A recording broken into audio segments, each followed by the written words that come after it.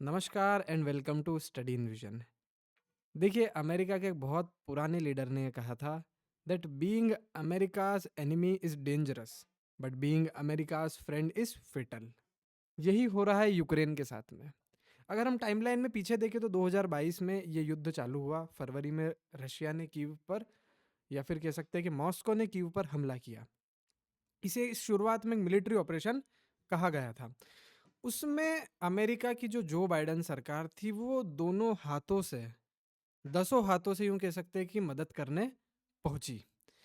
पूरी आर्मरी, पूरा weaponry system जो भी अमेरिका ने या फिर कह सकते हैं कि अमेरिका के पास में था, उसने पूरा इस युद्ध में लगा दिया है। लेकिन आज इस युद्ध को लगभग 1000 दिन पूरे हो चुके हैं। लगभग 3 साल ये युद्ध चल चुका है। अब इस युद्ध के मायने क्या हैं, इस युद्ध में हुआ क्या अभी तक, हम पहले ये देख लेते हैं। इस युद्ध में काफ़ी मतलब भयानक था ये युद्ध। सबसे पहले तो ये काफ़ी डेथ्स हुई इस युद्ध में। लगभग यूं यूं नहीं करके हम गिने तो लगभग 5 लाख से ज़्यादा लोग इस युद्ध के अंदर मारे जा चुके हैं। और काफ़ी भयंकर तरीके से यूं कह सकते हैं कि मानवता की सारी हदें इस युद्ध ने पार कर दी थी। हम अगर वो फुटेजेस अगर हम देखें वॉर के, वॉर जोन की, तो काफ़ी फेटल चीज़ है। वॉर वॉर वॉर हमेशा फेटल होती ही है।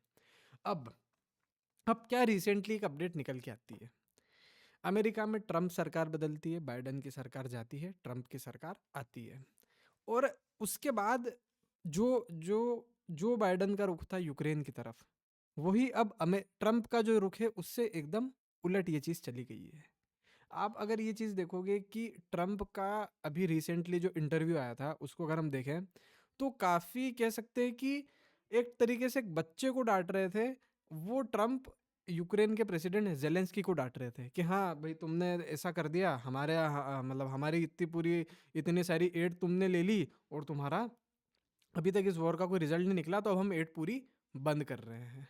ठीक है। तो कुल मिलाकर ये है कि ट्रम्प यूक्रेन को एक सरेंडर की तरफ पुश कर रहे थे, बिकॉज एवरीवन नोस कि बिना अमेरिकन मिलिट्री के यूक्रेन ये जो युद्ध है ये एक दिन भी लड़ नहीं सकता था रशिया से।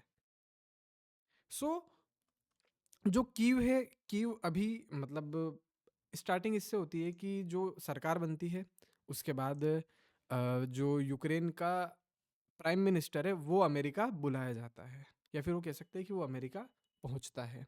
और फिर उसके बाद एक लेजेंडरी कह सकते हैं एक प्रेस कॉन्फ्रेंस होती है जिसमें मतलब डिप्लोमेसी के इतिहास में, या फिर कह सकते हैं प्रेसिडेंसी के किसी इतिहास में, कभी किसी एक देश के लीडर को दूसरे देश के लीडर को ऐसे वर्ल्ड मीडिया के सामने ऐसे फटकारते नहीं देखा गया था।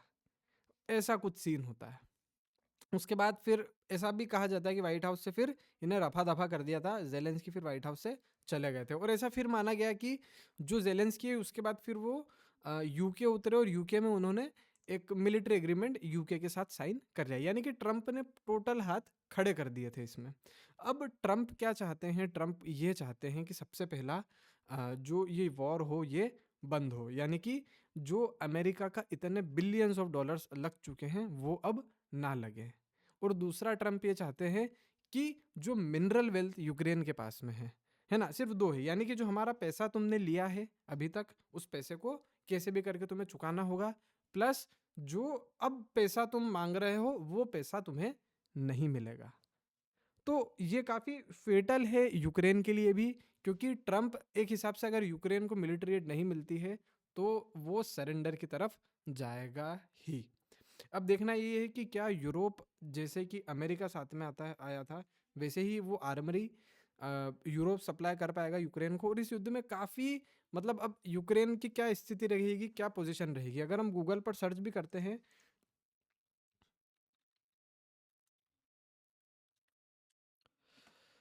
अगर गूगल मैप्स पर हम देखें भी सही तो ये जो एरिया है यूक्रेन का, लगभग ये जितने भी सारे डोनेस्क लुहांस्क की जितना भी सब एरिया है ये यूक्रेन अभी तक खो चुका है। तो आई डोंट थिंक सो कि अब यूक्रेन इस एरिया को सबसे पहले तो पा सकेगा।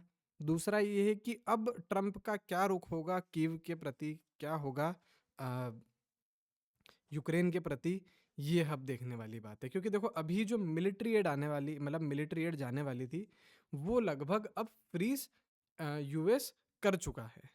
ठीक है, तो मतलब कुल मिलाकर ये है कि जो ट्रम्प है वो यूक्रेन को एक तरीके से कह सकते हैं कि इनका जो स्टेटमेंट है, कि वो ऑफिशियल्स का जो स्टेटमेंट है कि यूक्रेन को वो एक सरेंडर की तरफ पुश कर रहा है। तो काफ़ी मतलब टेंशन भरी चीज़ है। और उसके बाद देखिए काफ़ी, देखो एक एज एक्सपेक्टेड चीज़ भी है, बिकॉज जो यूक्रेन है वो उस पर जो रहने वाली गवर्नमेंट है वो शायद मतलब बहुत टाइम से थी। और उसके बाद ये है कि बहुत बैड डिसीजंस अमेरिका की तरफ से भी लिए गए, बहुत बैड डिसीजंस कह सकते हैं कि यूक्रेन या रशिया की तरफ से भी लिए गए। तो काफ़ी, खैर अब यूक्रेन बीच में फंस चुका है एक हिसाब से, और ना वो इधर से सपोर्ट में है ना वो इधर से सपोर्ट में है। तो देखने वाली बात है कि अब आगे ये युद्ध क्या डेवलपमेंट लेता है। अगर पॉसिबिलिटी है कि यूएस अगर अपनी एड खींचता है, अगर यूएस अपनी एड खींचता है तो जो रशियन फोर्सेस इन एरियाज में है, तो पॉसिबिलिटी है कि वो अभी आगे फोर्स कर सकते हैं। ठीक है, तो अब इसका नेक्स्ट वीडियो में हम नेक्स्ट पार्ट में देखते हैं कि यार इसको थोड़ा और डिस्कस अच्छे तरीके से करते हैं। अभी तक के लिए थैंक यू।